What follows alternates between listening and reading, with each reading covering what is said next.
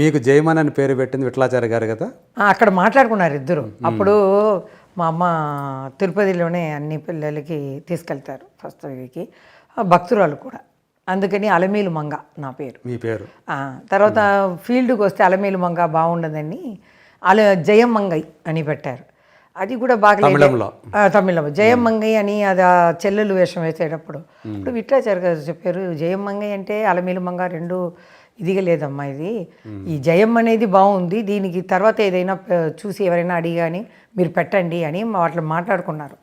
సరే ఆయన పెట్టారో లేదేమో, అమ్మ అందరినీ కలిసి పెట్టిందేమో జయమాలిని అని అప్పుడు చెప్పింది.